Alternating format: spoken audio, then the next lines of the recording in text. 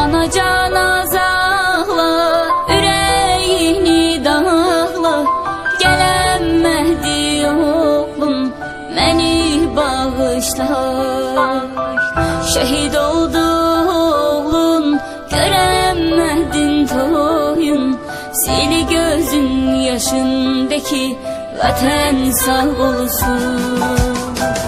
Gözü yaşlı yarim, qalmayıbdı halim, bu dünyadan köçtü sevgili yarim. Belə olsun bil ki, istemezdim mən də, üzülmezdin sen de, məni bağışla.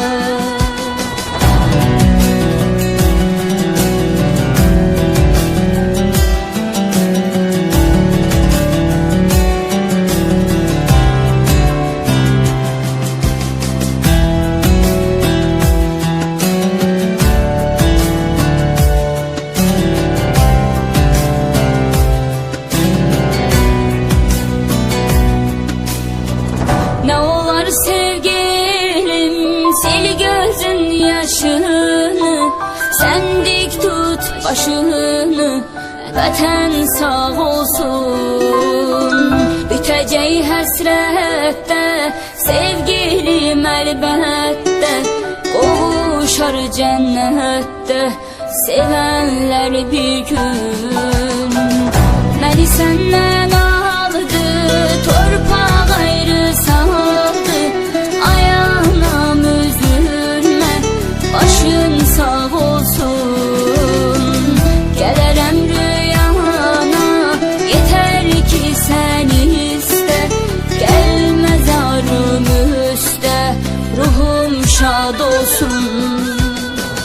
Tabutum sarıldı, üç renkli bayrağa, bu doğma torpağa fedadır canım.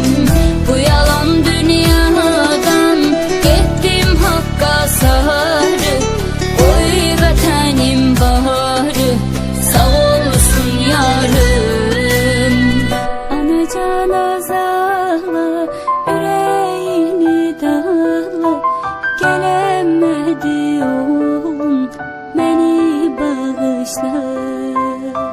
Şehit oldu oğlun, görənmədin toyun, sil gözün yaşındaki vətən sağ olsun.